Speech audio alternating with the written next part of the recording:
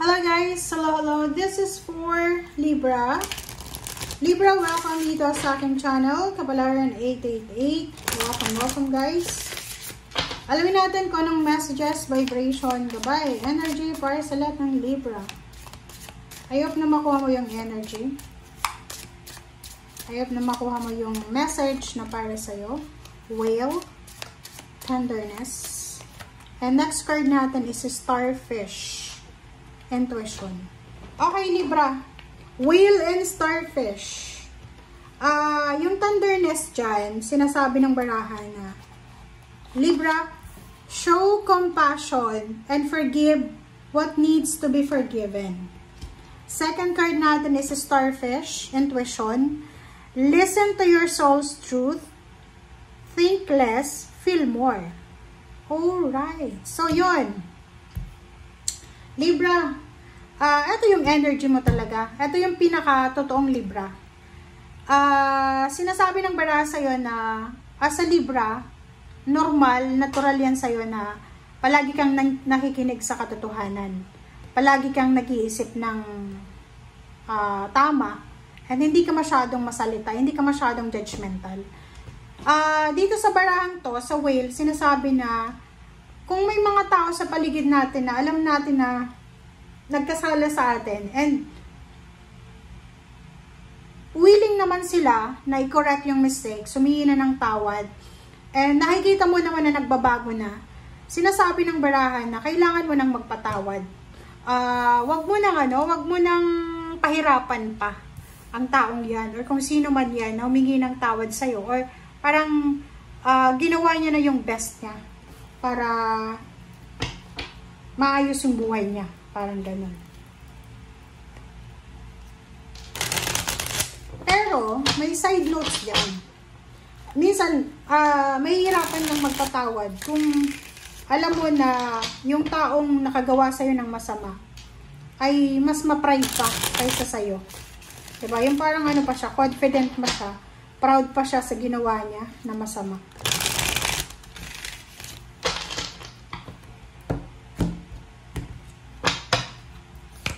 Alright, so Nine of Pentacles, Strength, wow, OMG, ang ganda ng baraha mo, Libra.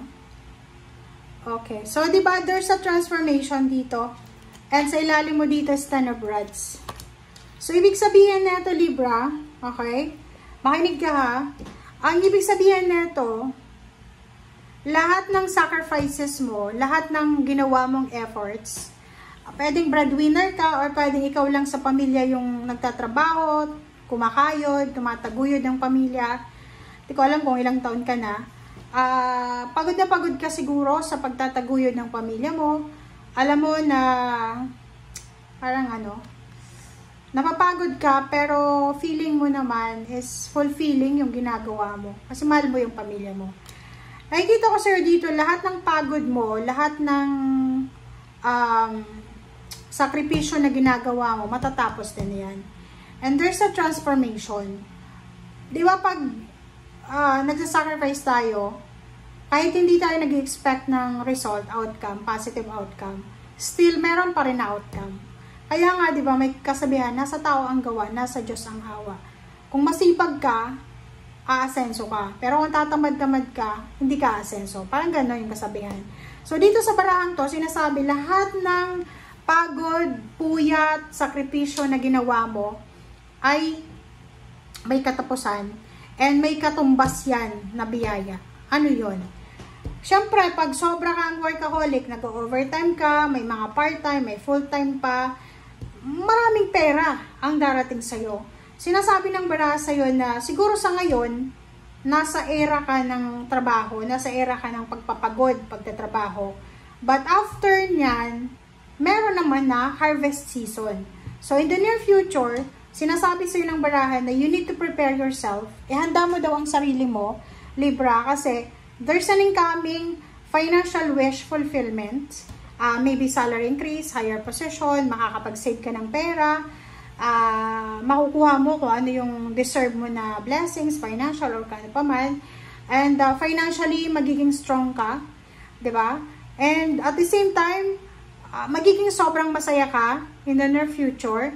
And nakikita ko sa iyo dito na kung ngayon ay puro hirap ang nararanasan mo, lalo na yung mga iba na pagod sa trabaho, sinasabi ng barahan na sa future mo ay puro naman ligaya at saya, puro naman contentment, puro naman kaligayahan. So, kung bata ka pa, Libra, nasa below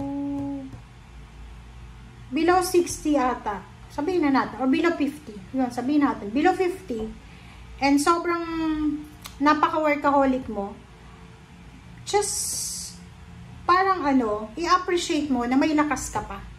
I-appreciate mo na may lakas ka, i-appreciate mo na kaya mong magtrabaho, i-appreciate mo na kumikita ka pa.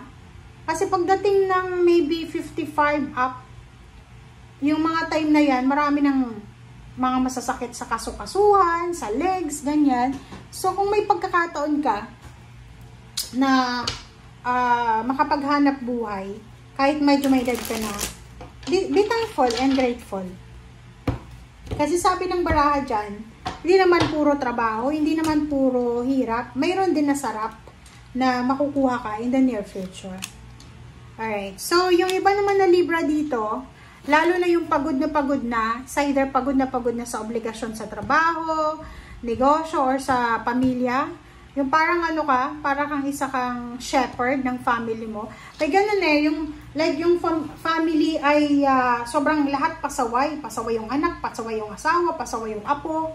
Yung parang kung ikaw ay parent, like asawa ka, ano ba tawag doon? Nanay or tatay. Tapos yung asawa mo, basagulero, may bisyo, ganyan-ganito. Parang nakakapagod yun. But nakikita ko sir dito na there's a magic, there's a miracle, parang ganun. May milagro na darating sa'yo, Libra, na pwedeng maibsan yung pagod mo, okay? There's a direction here, parang nakikita ko na isang direction ang ituturo sa'yo ng universe, na pwedeng, ang direction na to, eto yung magiging stepping stone mo, para makuha mo kung ano yung para sa'yo. Like ang halimbawa, kung ikaw ay breadwinner na Libra, single, hindi ka makapag-asawa kasi kailangan mong tustusan yung pangangailangan ng pamilya.